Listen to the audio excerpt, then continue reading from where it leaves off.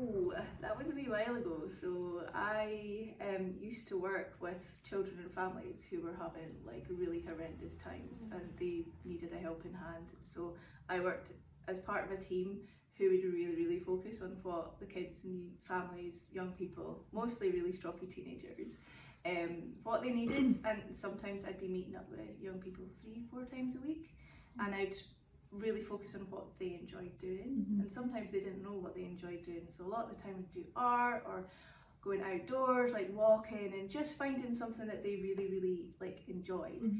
So a lot of them enjoyed art, so we would kind of do art in a bit of a, I guess, a bit of a therapeutic way.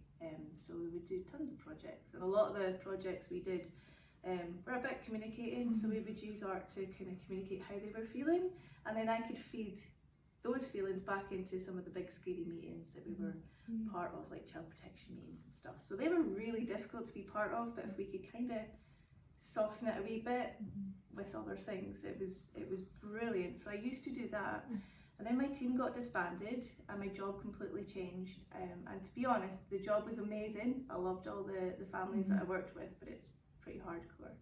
So at that point I decided we needed a wee bit of change of pace, and I decided to go freelance with that. And I think I had a couple of £1,000 in the bank, and that was it. So it was like make or break. So started doing markets. I think my very first market was on the day after my birthday in like 2011.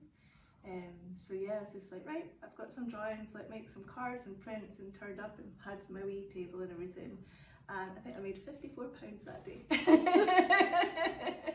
And then after that, I think because, yeah, the kids that I worked with taught me that art has meaning.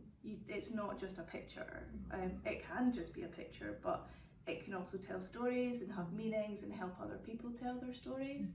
So I've always kind of had that in the background, and I've been part of other projects like Discovery Walk, that tells stories of Dundonians that did incredible things and should really be celebrated. So they've got bronze plaques on the ground at Slicer Gardens and Dundee's new waterfront.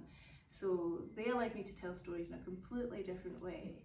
And then an advert popped up, and a few people kind of prodded at me and went, oh, there's this trail. And I'd noticed the dolphins in Aberdeen, I think 2 years before that. There was a dolphin trail, and I'd found a couple, and I was like, that is awesome, that is so cool. Oh, I'd really love to have painted a dolphin. And yeah, I saw this advert for art coordinator for the Urwally's Bucket Trail, and went for an interview 2015.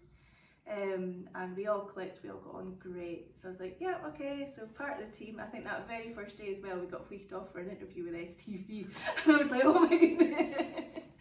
So yeah, that's how I started on the trails and how I started being an artist. So yeah, the Urwally Bucket Trail 2016, yeah, really was the first. Yeah, the Bucket Trail and Discovery Walk were my first two big projects. Wow.